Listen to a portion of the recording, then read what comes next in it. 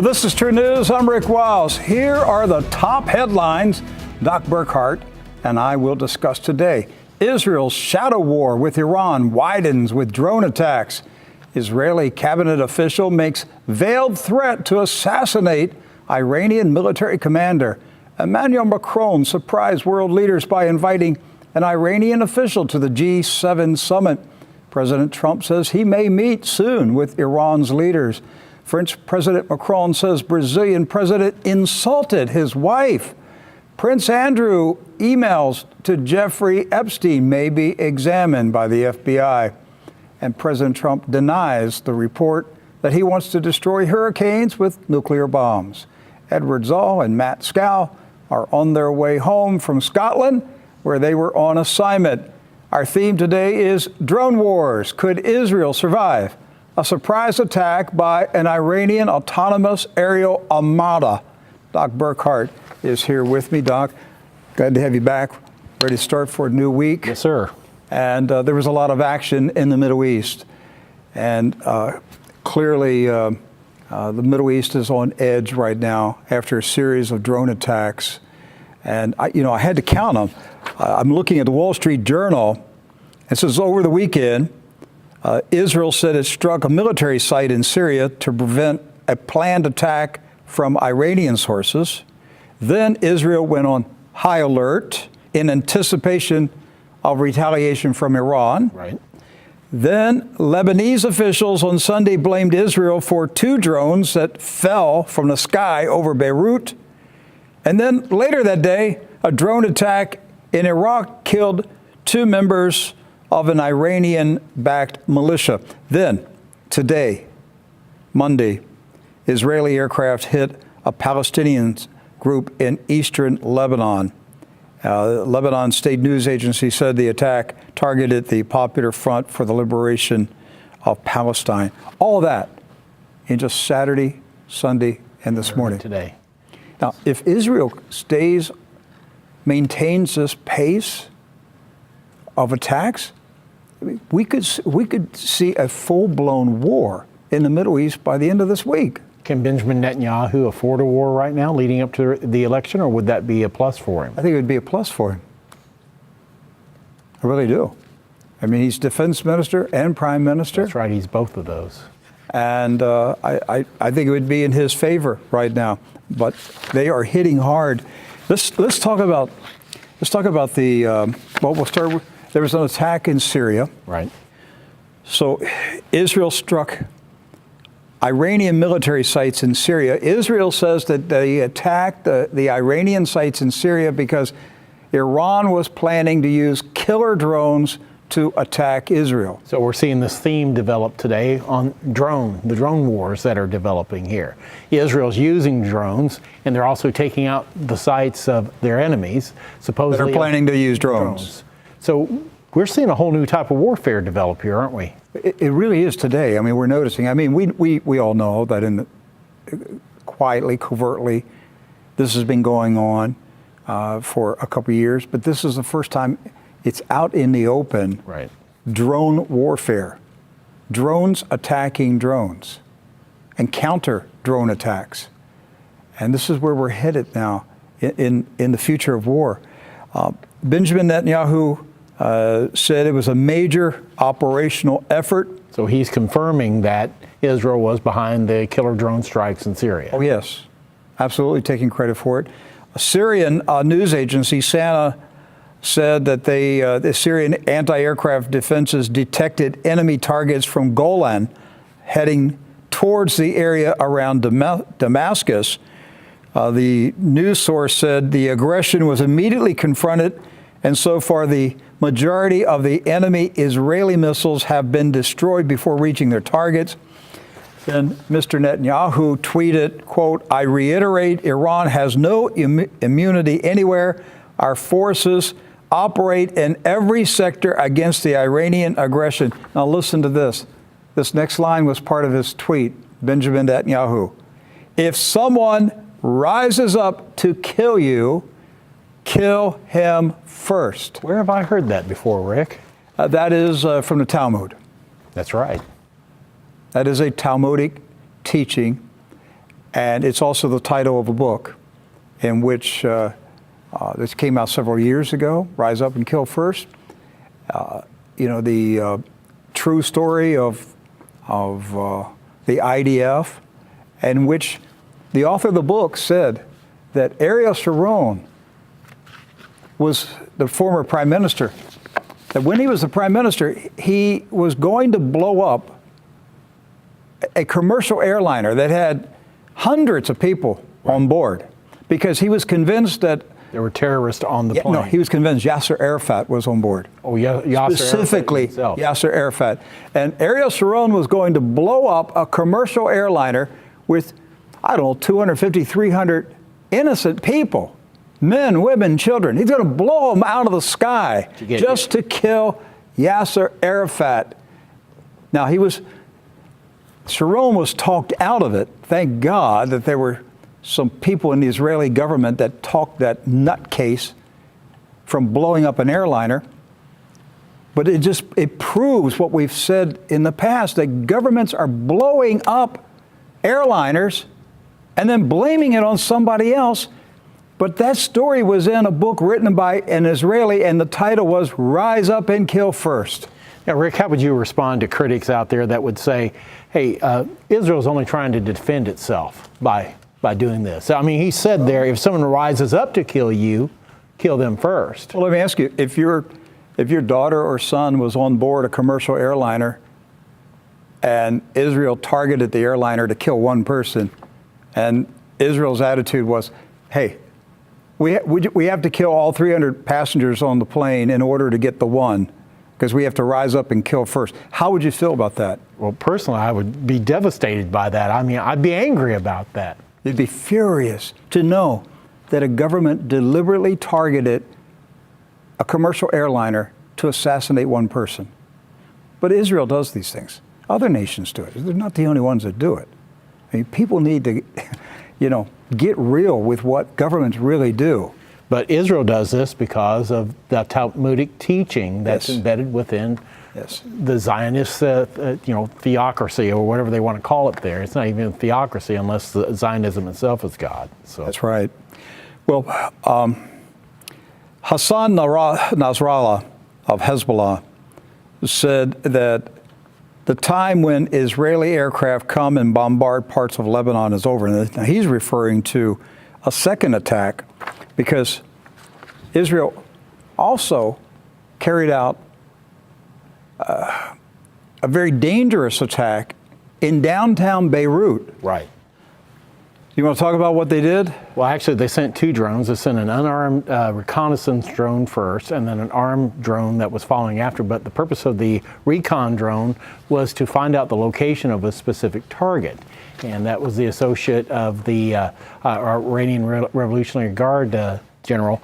And and the idea was to use the unmanned drone to spot this guy. I mean, we're talking in a shopping area. I mean, where there are innocent civilians, they're just doing the day-to-day trade, having dinner, buying clothes, doing everything you do in a downtown business district. It's the best section of Beirut. And so it looks like the Beverly Hills of Beirut, probably the best way to describe it. So this unarmed drone goes in with the purpose of finding this particular individual in one of the apartments that's there. And then the recon drone would come along to take him out. And the plan was to take him out when he came out of the apartment to enter his automobile. Right. And they would have gotten away with it, too, if it hadn't been for those meddling kids, like the TV show says, because a young boy happened to see the unarmed drone flying around and took a rock and threw it at it and hit it and knocked it down. And that's what kind of foiled the plan and everything. But then Israel had to send in the second drone, which was loaded with powerful explosives. Yes. Just think about what we're saying. Israel flew an armed drone loaded with explosives, flew it down the main street of Beirut while people shopped, drank coffee, talked, just went about their business. Israel's flying an armed drone down the center of the main street of Beirut, looking for someone to rise up and kill first. Right. And basically, they've been doing this now It looks like for at least the past several weeks, because these drone attacks, by the way, Rick, the drones aren't flying in from Israel. They're actually flying in from Iraq. And so they're not even, exiting Israeli. Wait a minute. Does Israel have military bases in Iraq? I didn't think we did, but the U.S. has a military presence there, and we learned last week that they're obviously. Doc, you just hit something. The U.S. has I don't know how many military bases we have in Iraq. Right.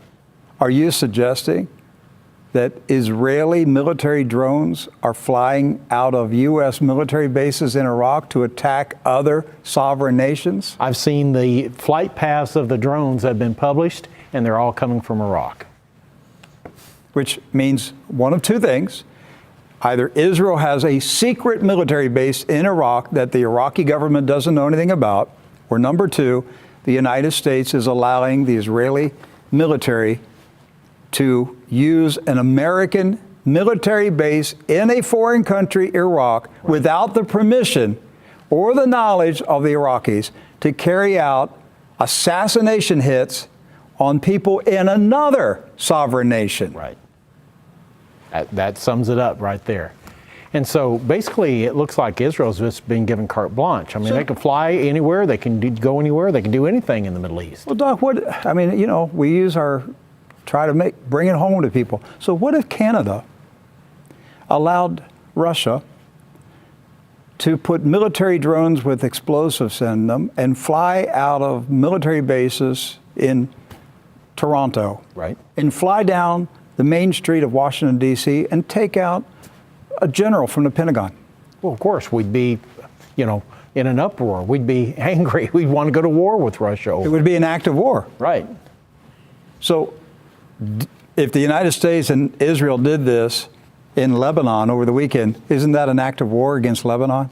And that's what some of the talk is in Lebanon right now. They're actually saying that this was actually, an act of war. Whether it was actually accomplished or not, it makes no difference. If Israel has the ability to just, dominate the airspace, dominate the land space of Lebanon, then they're essentially at war with each other, right? Yes. What is the response of the U.S. government? Well, it's funny you should say that, because Secretary Pompeo did actually have a statement regarding all these different strikes, the one in Syria specifically, but the other strikes as well. He had a tweet that came out yesterday afternoon.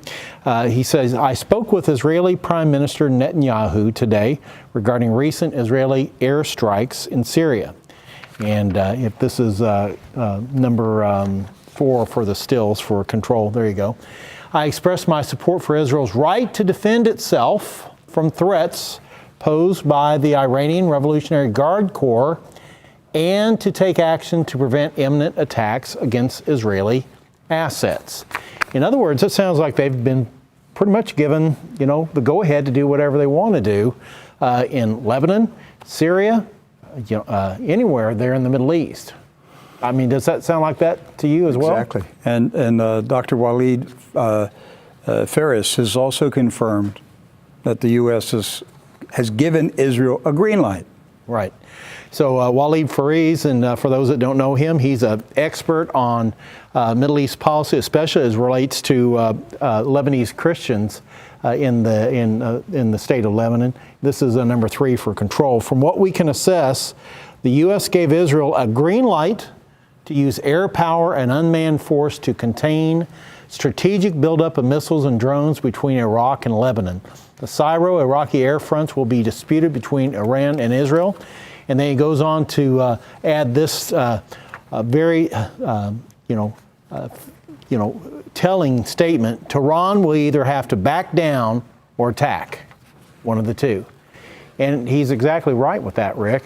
We're pushing Iran to a point, or Israel's pushing Iran to a point where they're going to have to respond. Now, we already know that Iran has already advanced in drone technology, that they've, we heard the story a few weeks ago about the, different drones that the U.S. has either taken out for Iran or that we've observed. And they have really stepped up their, ability in drone technology. Plus, let's not forget, Iran is not some backward rock-throwing nation like they try to paint Afghanistan as being. Iran has, the ability, and it has a strong industrial base where it can actually produce military equipment. We saw them make mock S-400s here, and now we know that for a while they've been producing drones. They may have hundreds of drones, just like they've got hundreds of speedboats out in the Gulf.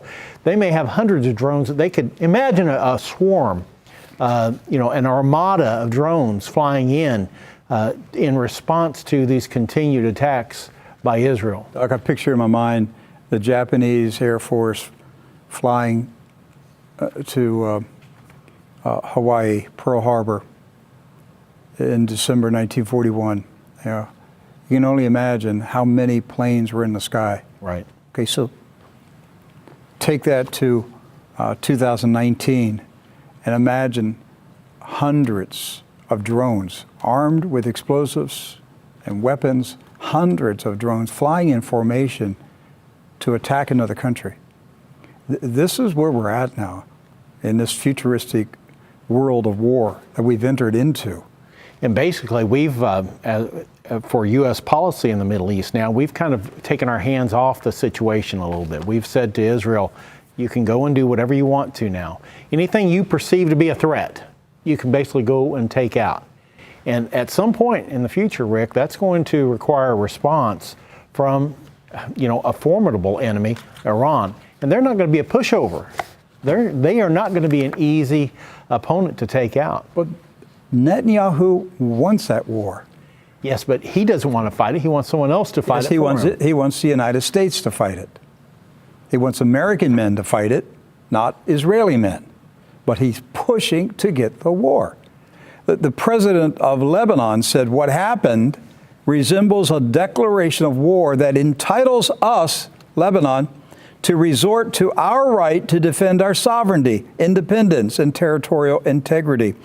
We are a people who seek peace, not war, but we do not accept to be threatened by anyone in any manner. Israel's attitude is they can bomb anybody, anytime that they want to. This is the attitude I've seen over these years of observing geopolitical affairs. The Israelis have a cocky, arrogant, brazen attitude that if we want to bomb you, we'll bomb you. What are you going to do about it? I mean, they've carried out well over 500, it's probably 600-700 bombing raids against Syria in the last 5 years. And Syria has never retaliated. Right. Now imagine a foreign country bombing the soil of the United States of America 500, 600 times.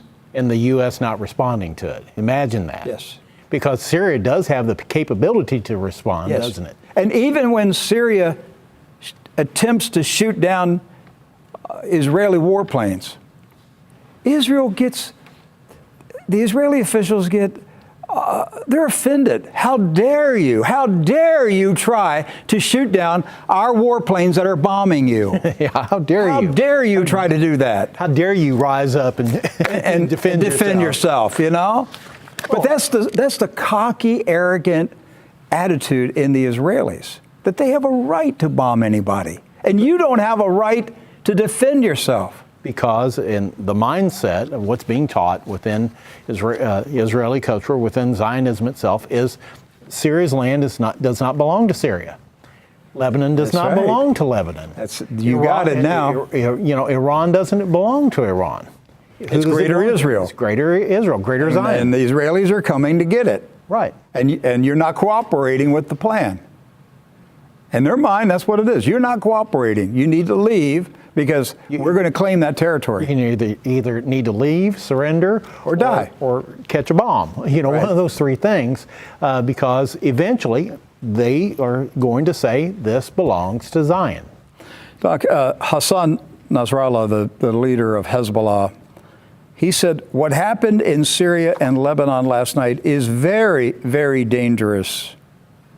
The time at which Israeli war jets used to strike targets in Lebanon while the usurping entity in Palestine kept safe has ended. From tonight, I tell the Israeli army on the border, wait for our response, which may take place at any time on the border and beyond the border. Be prepared and wait for us. Now, and he also added to it, it could be 1 day, it could be 2 days, it could be 3 days. Basically, he's saying it's coming, but you don't know when it's going to come. Right.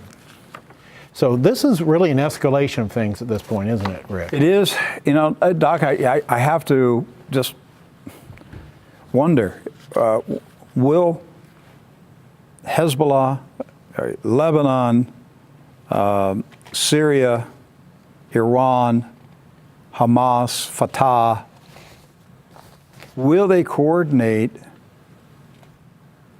a massive attack on Israel? Well, at this point, I can see where they would be. I'm not saying they'd be justified in it, but in their minds, they'd say, this would be the only way that we can defend ourselves. Israel has stepped up its aggressive posture by saying, basically, we control the airspace from all the way from, basically from Egypt up to the border of Turkey. I mean, that's what they're saying right now, because they can have drone strikes anywhere. Last week we learned that Israel did a strike in Baghdad. Yes. I mean, basically, and they're being given free airspace. I mean, and would Turkey join that war? Well, President Erdogan has said in the past that Israel represents them as an enemy. And I can't help but think that at some point, if they see the increasing aggressive nature of Israel, that President Erdogan at some point is going to have to step up. What that means for Russia and what that means for the U.S. being involved at that point, a more active posture for the U.S. is, it's going to be difficult to say at this point. Doc, I want to repeat something I've said for several years. Iran would not have military troops in Syria if the United States, Israel, and Saudi Arabia had not started a war in Syria in 2011. Right. Started and managed by Barack Obama and Hillary Clinton. This war has resulted in the destruction of Syria. Hundreds of thousands of innocent men, women, and children have been killed. Millions have been displaced as refugees. Cities obliterated. Ancient sites destroyed. For what purpose? For the cause of greater Israel. And the only reason the Iranians are there is to defend Syria. Right. They were invited there. The United States has a military base, or several, in Syria, yes, against the will of the Syrian people. But had the United States, Israel, and Saudi Arabia stayed out of Syria, Iran would not be there. Right. And even though this war was started back in 2011 by the Obama administration in full cooperation with Secretary of State Hillary Clinton, we are continuing that process. We're continuing that conflict. And we could end it at any day that we chose, couldn't we? Yes. We really could. Yes. How could we do it? Turn off the spigot. Yes. Quit funding both sides of the fight. Donald Trump told us in the campaign he was going to do it, but he hasn't done it. Why? Because the Israelis control him. End of discussion. He owns the war. Donald Trump now owns Barack Obama's war in Syria. Donald Trump told us, I'm going to end that war. I'm going to bring the troops home. He did not keep his campaign promise. Right. Instead, he doubled down and took ownership of the Obama-Hillary Clinton war, which is really the Israeli war. Right. Because the Israelis control Donald Trump. And I believe sincerely he's wanted to. His own best instinct tells him, get out of there. But every time he goes to do it, the Zionists that surround him talk him out of it. Right. Well, who owns that problem? You're the one, Mr. Trump, that put the Zionists in the White House. Right. Chase them out. You want to clean up Washington? Chase the Zionists out of the White House. Chase them out of Washington. We can get America back. We can end these wars. We won't be going in debt another $1 trillion to fight Israel's wars. It's just as simple as that. You're at fault, Mr. Trump, for not doing it. Nobody's forcing you to have a bunch of Zionists surrounding you. That's right. You did it all by yourself. You own it. And I'm not going to cry any tears, and I'm not going to make up any excuses. I'm calling it like it is. You promised us one thing, and you gave us something else. And I don't know how people can continue to say that this is okay, that this is right, that this conflict in Syria continues to go on. And now we're drawing in Lebanon, now we're drawing in Jordan, now we're drawing in all these nations into this conflict. It doesn't even have to, it never should have started in the first place. Right. It was a made-up conflict to begin with. Israel, in cooperation with the U.S. and Saudi Arabia, funded ISIS. We created ISIS, funded ISIS. And then we were told a year ago, ISIS has been eliminated. It's gone, right? Now, the past few weeks, have you noticed ISIS is back on the rise again? Yes. Well, I thought we wiped them out. I thought we had killed them all, right? But no, that's not the case, because we need the war. We've got to have the war, because there's yet to be a war in Iran, or we either have a war with Iran, or we have to take Iran down completely. I was just stuck with like one time to have a president of the United States who does not jump when Israel says jump. I'd like to experience it in my lifetime. I'd like to have one president that says, no, we're not having a war. Go fight your own war. Right. How about a president that says, actually, Israel, we're going to stop you from starting wars? Right. That would be a turn of events, wouldn't it? Yes. How about if we had like 40 years of peace? What a radical thought, Rick. Peace? 40 years of peace. Why can't we have 40 years of peace? Who's at the center of all these wars? One group. One group. That's all there is to it. One group is constantly agitating for war, because it's about expansion. Right. It's about territory. It's about getting more, about driving people off their land so you can seize their land. Right. The Times of Israel said that Israeli Foreign Minister Israel Katz appeared to threaten the top Iranian general Qasem Soleimani on Sunday, saying that Israel was working to uproot the commander of the Revolutionary Guard Corps. And he said, quote, now listen, this is the Israeli Foreign Minister, Israel Katz, quote, Israel is acting to strike the head of the Iranian snake and uproot its teeth. Iran is the head of the snake, and Qasem Soleimani, the commander, is the snake's teeth. I would take that they're planning to send a drone to his house. Right. That they're going to take him out specifically. I wouldn't open my window shades if I were you, General. Right. Once again, if Russia used a Canadian Air Force base to send a drone to the Pentagon and assassinate General Dunford. Right. That's be the equivalent.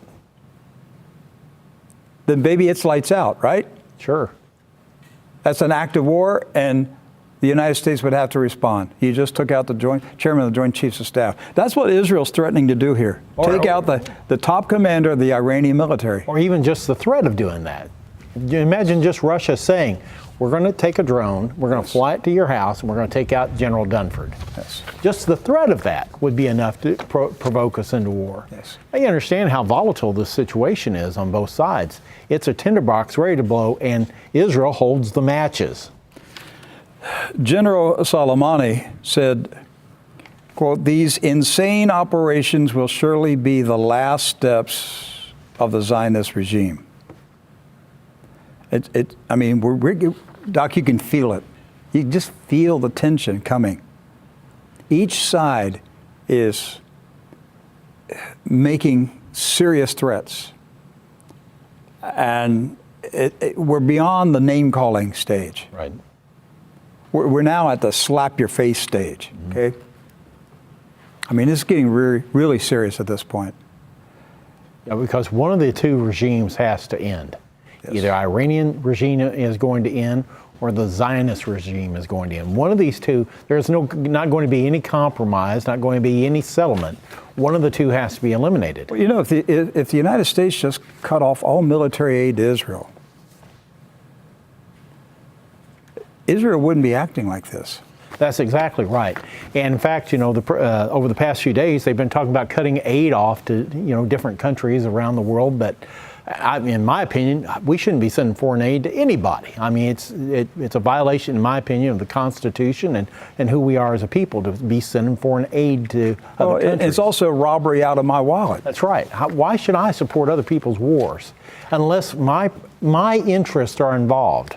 Okay, nobody's sending an invasion force across the Mexican border right now. Every time you get your paycheck, you look at how much money the federal government took out of your paycheck, and then you think part of that was wired to Israel so that they could buy more weapons to kill more people. They don't have the right to do that. Washington does not have the right to take my earnings and send it to a foreign government to kill other people. That's right. I mean, I thought we had infrastructure to build here. I thought we had schools to improve. I thought we had inner cities to rebuild. That was the campaign promises we were told, right? Right. But instead, we're sending money all over the world to help fund wars that we shouldn't even be involved with in the first place. I mean, shouldn't America, if we're going to call ourselves a Christian nation, I mean, really, if we are, as a Christian nation, shouldn't we be a peacemaker nation? Yes. If we're a Christian nation, which, you know, we're not a Christian nation. We're a Judeo-Christian nation. That's something completely different, a whole different animal, isn't it? It is. They changed it over the past 30 years. I mean, I'd be fine with the United States going into other countries and building schools and roads, but we're building a war machine. And that's really what it's all about. Who has, and President Trump loves selling American military weapons. Right. Because it keeps jobs going. And really, the jobs in the United States. So think about the American economy depends on us killing people around the world. Let that kind of soak in. Let that kind of marinate in you just a little bit. That in order for us to maintain the lifestyle that we have and the, quote, prosperity that we have, which is borrowed debt anyway, is we have to murder people to do it. Now, we may not be murdering them in the street yet, but we are going to other places and killing them and turning a buck for it. That's the reality of the situation, isn't it? It really is. It's sad, it's pathetic, and God is keeping track of it. Yes, He is. There's a judgment day coming, and America will be judged. Every nation will be judged. And every citizen of every nation will be judged for how you responded to what your nation was doing. You will be held accountable because you're part of that nation. Jerusalem Post says President Trump hinted today, Monday, that parts of his long-awaited Mideast peace plan may be released before Israel's September 17 election, leading to speculation that this may include elements of the plan that would help Benjamin Netanyahu. There you go. The polls. There you go. So if they decide, hey, this will help Bibi win, let's get it out there. And if it doesn't, we'll hold it. But what is the plan? The plan is we're going to get rid of all the Palestinians. Yes. We're going to give the West Bank and Gaza to Israel. That's the plan. Right. That's it. That's it right there. We don't have to write anything else. It doesn't take 60 pages to explain that, does it? No, because the U.S. plan was written by 3 Zionists. The president's son-in-law, the U.S. ambassador, and the special envoy. All 3 hardcore Zionists. Now, let's flip it a little. You like to do the reverse of it. Imagine if the peace plan was written by 3 Palestinians. What would you expect it to do? Be pro-Palestinian. Right. I mean, it would be laid out there, you know, that, yes, we reestablished the state of Palestine. We, you know, all these different things, self-autonomy, everything. You would expect that if all 3 of them were Palestinian, right? Yes, and the Israelis would be saying this is not going to be a fair plan. No, it's not fair. It's going to be lopsided. But what if you had a peace plan committee that had nobody on it that had any skin in the game? Right. That's what a radical thought. Impartial mediators. Well, that would mean that you'd have to deal with each side fairly then, yes. right? And the Trump administration has not been fair to the Palestinians. In fact, they've been extremely unfair to the Palestinians. It's the one thing that has disappointed me greatly, watching the Trump administration mistreat the Palestinian people so harshly, with so much disrespect. And I'm ashamed of what they've done. The latest, Doc, the U.S. State Department has now eliminated the term Palestinian territories from the U.S. State Department website. Right. So you know what they did? The Trump administration just took their digital eraser and said there are no Palestinian territories. It's all Israel. Yes. The Golan Heights, the West Bank, Gaza. There are no Palestinians. They're all Israelis. That's what they just did today. Right. So why would anybody in Palestine think that the Trump peace plan is going to be fair? Yeah, because you just erased me from your maps. Yes. You're saying I'm nothing. You're saying I don't count for anything. That the history that I've had here is gone. And they're right. It's gone. You've been erased. And soon you'll be erased from memory. And my hunch is the plan calls for the forced relocation of millions of Palestinians. I really believe that's where they're going. Well, they were hinting that last week in the Times of Israel as it relates to Gaza. They were looking for ways to fund the relocation of Gazan citizens. Remember that article? Yes. And I thought, oh my, this the plan just keeps on, it's right on track. It's just like the Nazis. Yeah. I mean, Nazism and Zionism, they rhyme, don't they? Well, you just violated the 11th commandment at the State Department again, Rick. And Zionism was created by Ashkenazis. How about that? I just really crossed the line. Zionism is a product of Ashkenazis, and they act like Nazis. Yes. They're treating the Palestinians harshly. And they're using the same tactics that the Nazis used against the Jews in Germany. And the only thing left are the gas chambers. And I think that what the Trump administration and Netanyahu's regime want to do is forced evacuation, forced immigration. Like if we dangle enough money, think about it, they take billions of dollars out of our tax money, right, out of your pocket, out of your children's future. Because the United States doesn't have the money, we have to borrow the money. Right. And the future generations have to pay for what the U.S. government did today. So we take hundreds of billions of dollars and they dangle it in front of Jordan and other Arab nations, and they say, here, we'll give you this money if you take these Palestinians. Just clean out the West Bank, clean out Gaza, clean out the Golan Heights. Just push the people somewhere else. Here's the money, here's the bribe money, take the money. That's what I believe the Kushner plan is.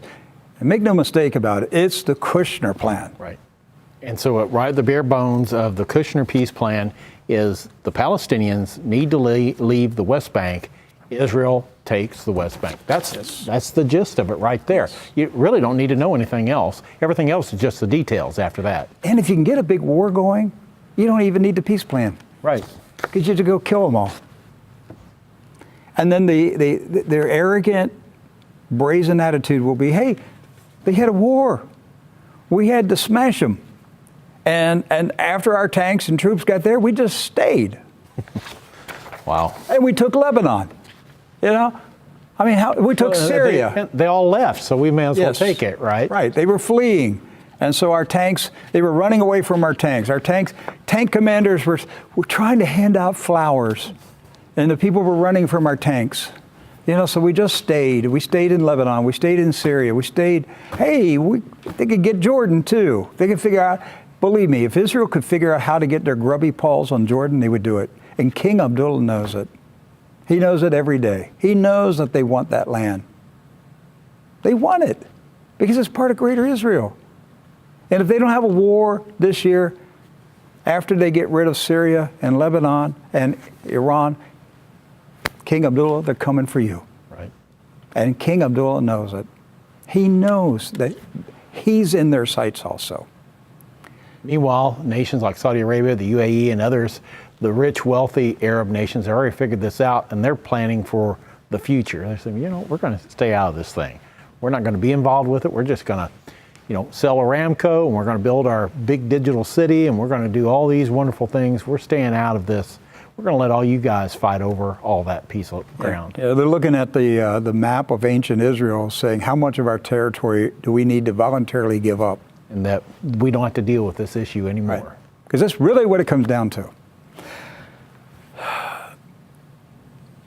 A top Iranian official made an unannounced visit Sunday to the G7 summit in France at the invitation of Emmanuel Macron. We're talking about Iranian Foreign Minister Mohammad Javad Zarif. Yes.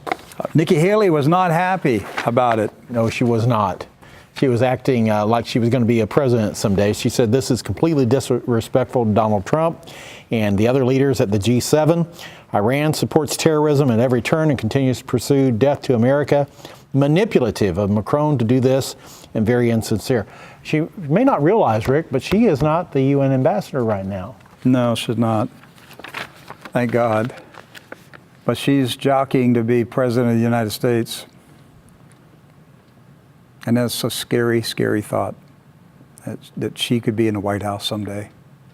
Now, I'm not defending Iran or anything like that, but the fact that the Iran foreign minister would even come to the G7, I mean, at least that shows some effort by Iran to try to deal with the situation. And even President Trump, he said he was open to meeting with Rouhani and open to having that dialogue. But you have folks like Nikki Haley and you have Lindsey Graham and others within that circle around that just is begging for war. Let's just do something. Let's get the fight going. They went into action right away, Doc, to sabotage Donald Trump from negotiating for peace. Right.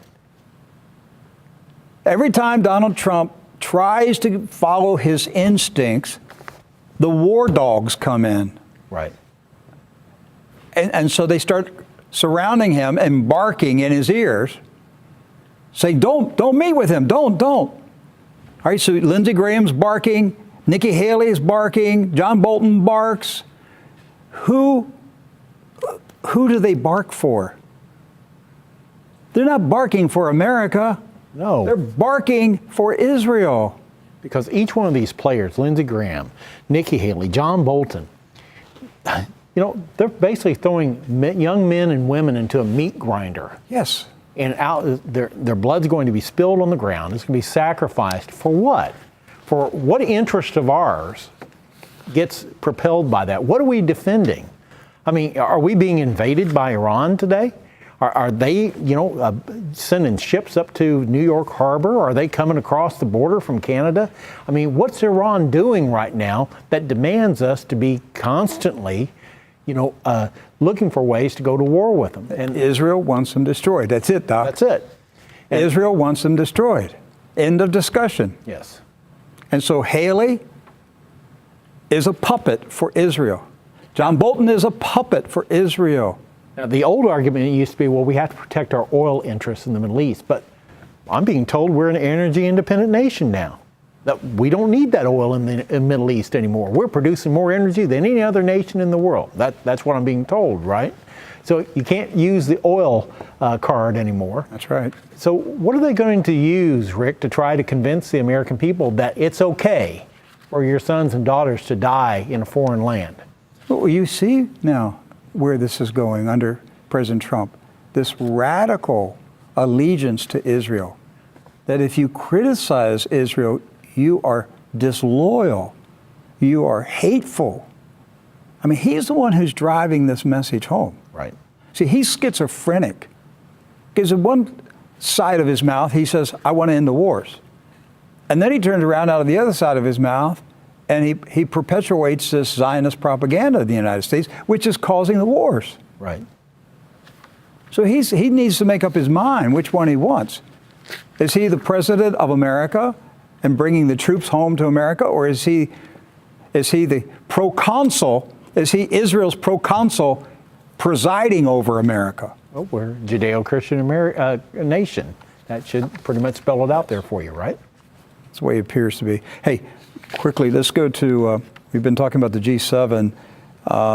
So you had the Iranian foreign minister shows up. Good move. Glad that Emmanuel Macron invited him. It's a good move. I know they were trying to, hey, can we get everybody in the room here and talk? And Maybe a meeting will come out of this. See, the Israelis, and looking at the Israeli news today, the various newspaper websites, they're worried. They're worried, Doc. They're worried that peace might break out. They are, exactly. They are worried that Donald Trump may cut a deal with the Iranians. I read it with my own eyes in the Israeli newspapers. That's what they fear, that Donald Trump may cut a deal without the Israelis being involved in it. Well, he's in an election campaign. If he can cut a deal with Iran, that's a feather in his hat. Right. He'll be able to campaign and say, hey, I've stopped war. Well, but Israel doesn't want to stop war. They want a war. They want American blood to be spilled in Iran. And I'm saying to the Iranians watching us, and we have a lot of Iranians watching us. Yes. As an American, I don't want to have war with your country. Your country's not my enemy. And I don't think you think we're your enemy. But we're being pushed by another country called Israel to attack your country, Iran. And I just want the Iranians who watch True News, please spread the word among the Iranians that there is a Christian organization in this country of America that is speaking for peace and denouncing war. Yes. And standing up against the warmongers and the war machine. Because there's huge money in war. And we're doing our best that we can do against all odds. We're vilified, we're lied about, we're smeared, and all we're doing is trying to stop wars. And Doc, we're vilified for it. Right. Because don't you want a war, Rick? Because we're getting in the way of the war machine. Let's talk about Emmanuel. What is this thing about Emmanuel Macron said that Brazilian President Bolsonaro insulted his wife? He said Bolsonaro was extremely rude to his wife, Brigitte. Well, first of all, let's set up for our viewers and listeners who Brigitte is. That's his wife. His wife is 25 years his senior. So by the way, she was his school teacher. Yes, that's true. He was in high school, she was a teacher. So he married his school teacher, so let's at that. But apparently there was a social media post that was commented on by President Bolsonaro. But just so you know that President Bolsonaro himself, he's 64 years old. His wife is only 27. What? Yeah. Yeah, his wife is 27 years old. He's 37 years older than his wife. Well, then what's he got a problem with Brigitte being married to Emmanuel? He probably just made some offhand comment about it, and then Mr. Macron took offense at that. And so there's a kind of a war of words going on about it. And it really has drawn in over this whole thing about the fires in the Amazon and everything too, maybe as a way to diss Mr. Bolsonaro. But that is a fake story too in itself. You know, they're talking about all the fires in the Amazon right now. And big story everywhere, right? Yes. There were more fires in the Amazon in the year 2016. But if you go back and Google News and search all the news and everything, it's like no one cared about fires in 2016. By the way, Israel, they care about it now. Israel is sending firefighters to Brazil. Oh, yes, that's right. So, you know, rescue those people in the jungle and put out fires and everything. Hey, I don't know why we don't have a photo of President Bolsonaro. I don't have anything against the man. He's a professing Christian. But have you ever noticed, Doc, every photograph of President Bolsonaro, have you ever noticed the expression on his face? Every photo that I've seen of President Bolsonaro, and once again, the only thing that comes to my mind is he's a member of the Addams family. You know, he's never happy, he never smiles or anything like that. But there's always like a cloud hanging over his head. But the look, and it could be just photographers are trying to get the worst photograph of him, and that's a possibility. But every time I see him, the first thing I think of is that the expression on his face is that there's something warm and squishy in his shoes. I don't know what else to say. The only other thing that comes to my mind is every picture they seem to take, and it looks like they're taking his mugshot at the county jail. Yeah. I mean, it's just like, like that. It might just be his style and everything, but he is, obviously under attack by the folks at the G7 summit on the climate issue because he doesn't subscribe to a lot of the climate proposals and everything. And so the Amazon fires So because of that, the Amazon's on fire. Right. And so even though there were larger fires in the past and no one cared about those fires, this year, fire is a big deal for some reason now. Lightning never struck before. That's right. Forest never caught on fire before. That's right. All right. The London Telegraph reporting that email correspondence between the Duke of York, Prince Andrew, and Jeffrey Epstein is likely to be examined by the FBI, threatening to draw the royal further into the scandal surrounding the pedophile. It's just likely. Now, it's not the FBI saying that they're going to examine it. This is the newspaper saying it's likely. Have you noticed a slow rollout on Prince Andrew? Like the other day, so first you saw a photograph of him peeking out a door. And then the next day he says, yes, I was there, but I just had a foot massage. Yes. And then, it's like, it's drip, drip. Like they're hoping that if enough drips go out there that you'll eventually, ignore the faucet. But this is just continuing, isn't it? It is. And the Telegraph quoted Adam Citron, a former New York State prosecutor, who said that, he said, I don't see Prince Andrew flying to the United States and going to the prosecutor's office. It would be a fiasco. They, meaning the FBI, will talk to him on Skype or a secure line, or they'll send an investigator to London. You won't know about it publicly. Why? Because he's Prince Andrew, that's why. Big deal. He was with a pedophile. Right. And there's a strong likelihood that Prince Andrew himself is a pedophile. So he gets a pass because he's the Queen's son? I don't think so. Extradite him. Well, he's not the only son that's had associations with pedophiles in the past. I mean, Prince Charles had associations with Jerry Saville. And so, I mean, it's not the first time that the royal family has sought to cover up, these accusations and these things that are going on. But now it looks like we have the full cooperation of everyone over here as well. But Prince Charles said that when he said, if I had known that Saville was a pedophile, I never would have met with him.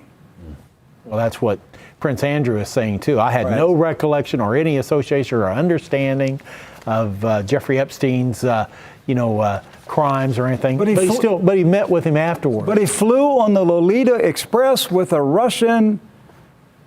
What was she? A model? Well, it's not just model. She was actually, kind of like Miss Russia, at some point. She actually participated in the Miss Universe pageant that at the time President Trump owned. So Prince Andrew, the flight records show that Prince Andrew flew on the Lolita Express with this young lady. Her name was Anna Malova.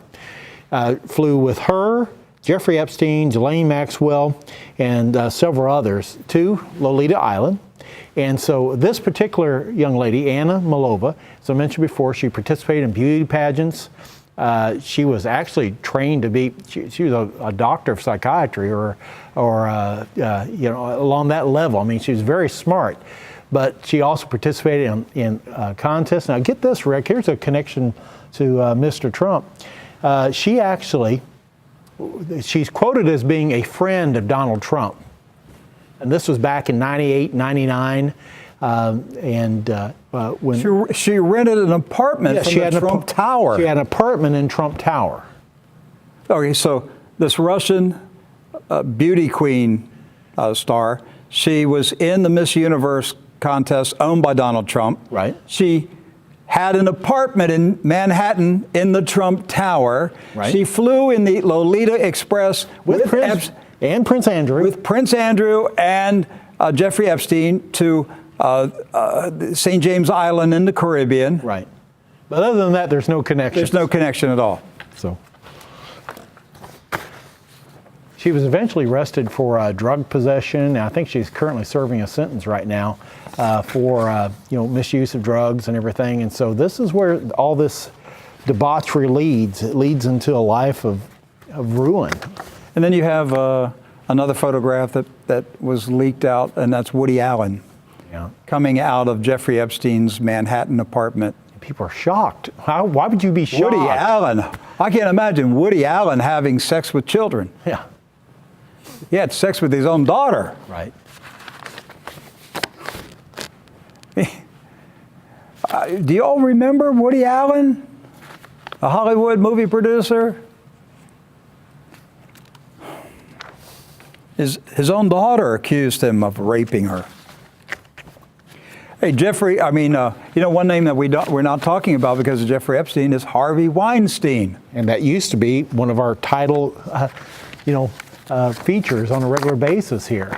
Whatever happened to that? Whatever happened to the Me Too movement?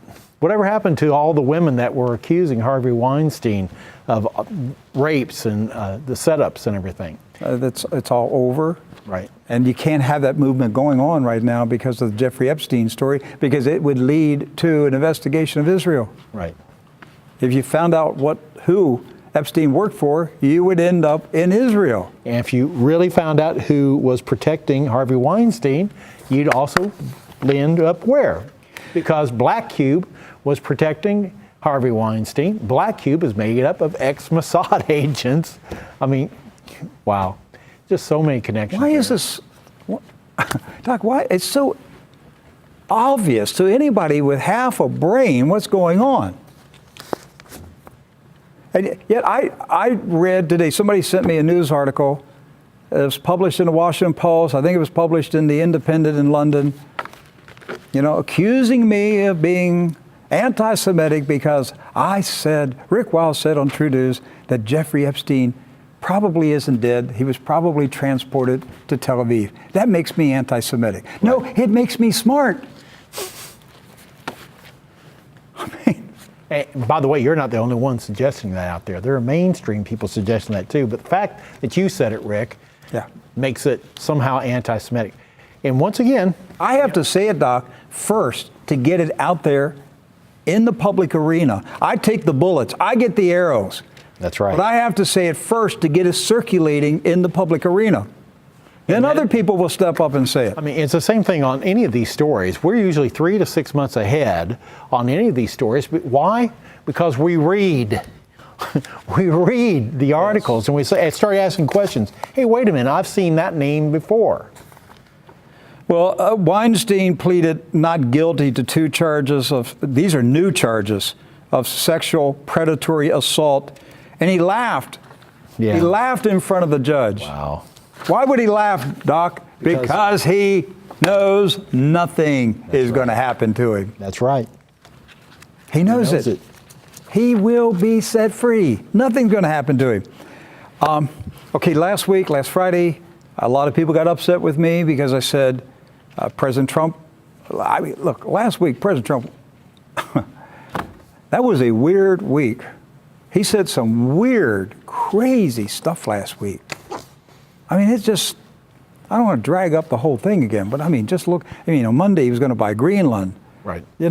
And then he's talking about giving himself the Medal of Honor award, and then he's telling the Secretary of Veteran Affairs to buy massive quantities of antidepressant drugs to give them to U.S. veterans, and then he's talking about that, Wayne Allen Root, I really appreciate that, Wayne. Thanks for associating me as the King of Israel and the second coming of God. Yeah, he approved that statement. Then he told the reporters, looks up to heaven, says, I'm the chosen one. Look, a lot of people got very upset with me. All right, that's your problem. You own that problem, not me. But he was talking crazy last week. All right? And I can go by the things that I heard him say. Right. Not what somebody said he said, by what I heard him say. Right, because we get blowback from, but that's not what he meant. But it's what he said. And I can't go with what people mean. I mean, I don't have like a secret decoder box where I can take your words in and translate it. I have to take what you say. Well, Doc, a lot of the people watching True News responded and said, Rick, you don't get it. He's trolling the Democrats. He's trolling the media. Or the other one is, Rick, you don't know when he's joking. You know what? You're right. I don't know when he's joking. I don't know when he's trolling. When I hear the President of the United States refer to himself as the chosen one, he wants to buy Greenland, he's as popular as the King of Israel, he's as popular as the second coming of God. When I hear this kind of stuff, I say, you know what? That's the kind of talk that gets you locked up in an insane asylum. Right. Okay? If I have to figure out if he's joking or trolling, then we're entering a weird world. Now, but you have to wonder if the President of the United States is that real? But then Stephen Mnuchin, the Treasury Secretary, says you need to take the president seriously. When he speaks, he means it. Right. So which is it? And then he came out over the weekend. They got him on video there at the G7 summit. They asking him about the chosen one comment. And he said, now, you know that I was just joking with you guys. You know that was a sarcastic comment.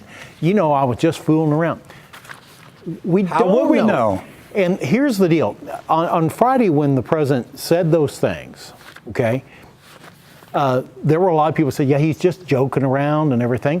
But there were a lot of people, when he said, I am the chosen one, that believed it, that stood behind it.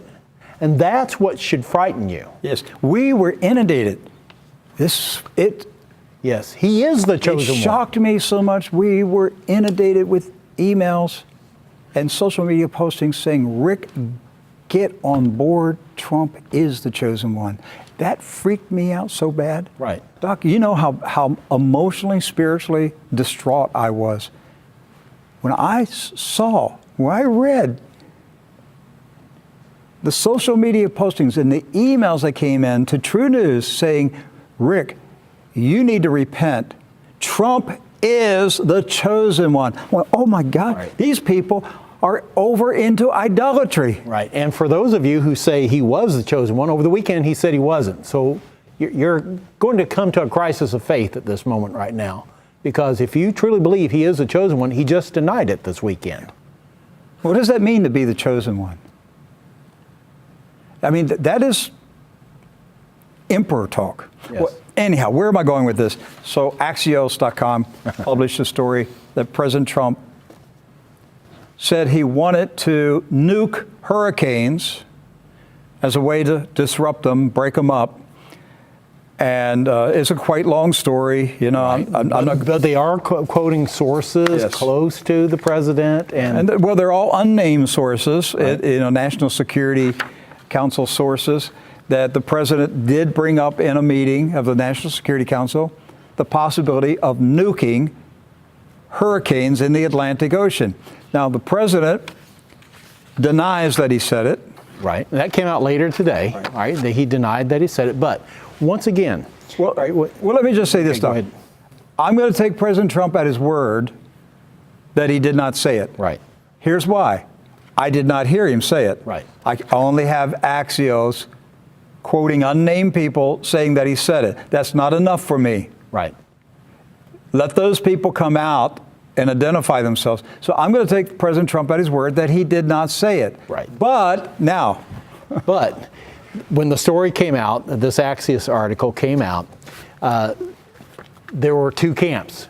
There were the people who were opposed to the president that were saying, oh, you know, President Trump wants to nuke hurricanes. It's right, you know, what crazy talk. And then on the other side, there were people that were like going, yes, the president who is putting up Trump supporters who were demanding, you know, yes, this is a great idea. What a wonderful idea. You mean to nuke hurricanes? Yeah. So, you know, there had to be some period of time there where there were a whole bunch of influential Trump supporters out there that were thinking, do I attack the hurricane nuke story's credibility, or support the president, or because he could tweet support at any moment, or just immediately embrace nuking hurricanes? Which choice do I have? I mean, that's the point where it's gotten to, that if you don't know what he means. That's right.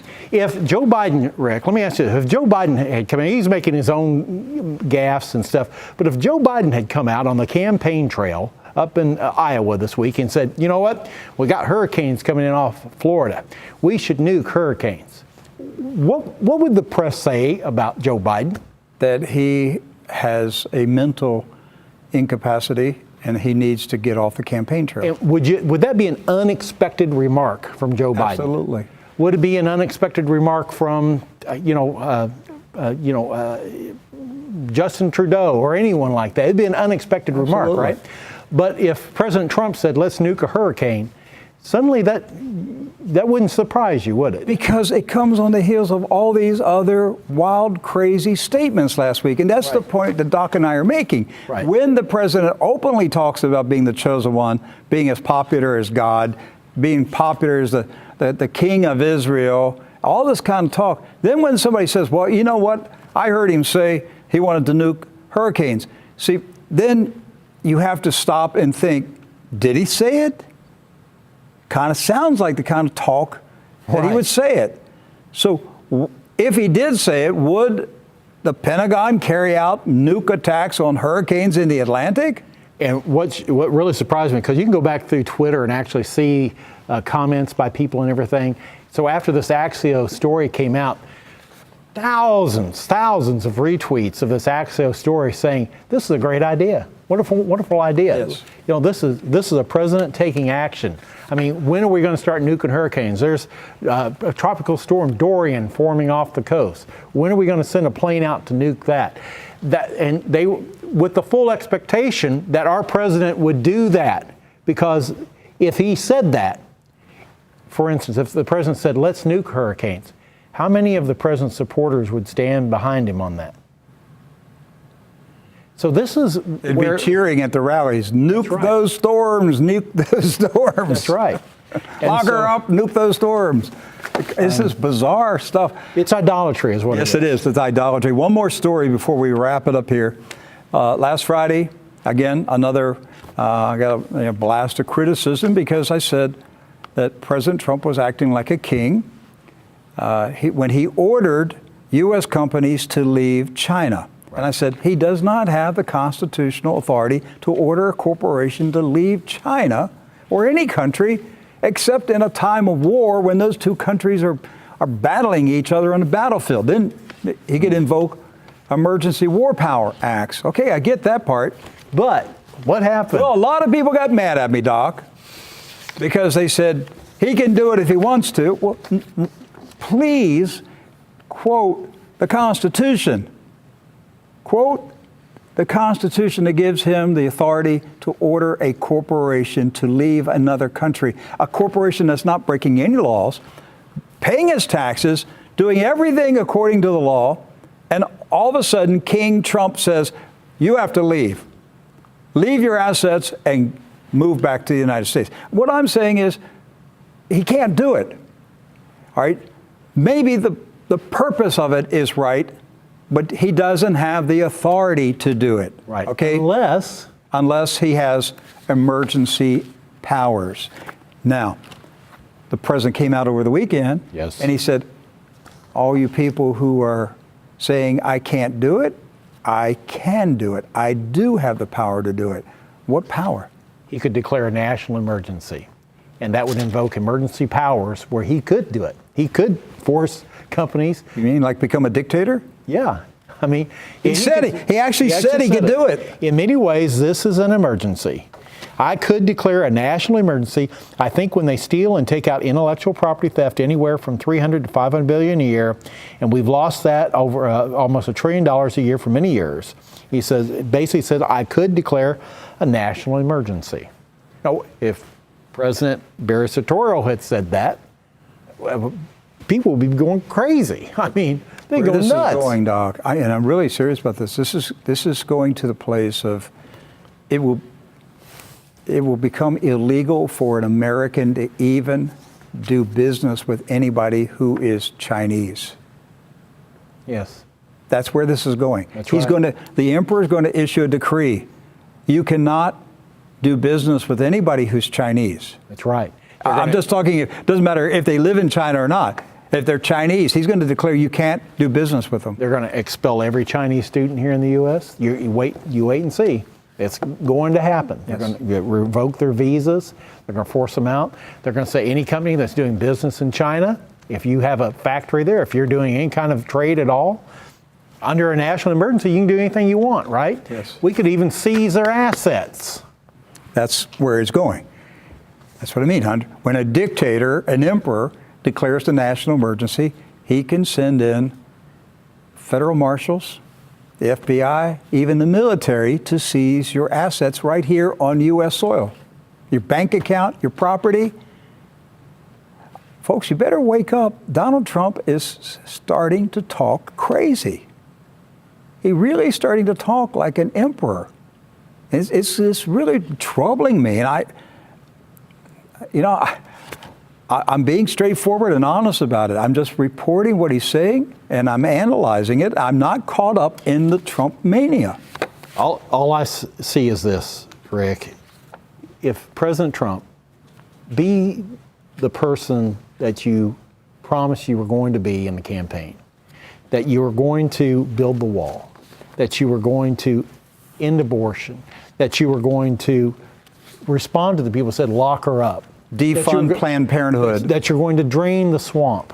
That you're going to do all these things. That you were going to bring our troops home. That's the one that really breaks my heart, Mr. President, that you have still not brought our troops home. And they're still dying in Afghanistan, in Syria. Now we're going to send them to Venezuela and all these different places around the world. Please, Mr. President, we want you to be the president that you said you were going to be. Do that, Mr. President. Be the president that all these evangelical leaders told us you were going to be too. That you had made a commitment to Christ and that you were following Christ. But these evangelical Christian leaders fed his ego and deified him, told him he was appointed by God, told him that he was a Cyrus, a King Cyrus. These evangelical leaders are guilty of idolatry. Right. And I don't have to call their names out. You know who you are. You're watching me. A lot of you watch. You're guilty of idolatry. And you did not counsel the president correctly.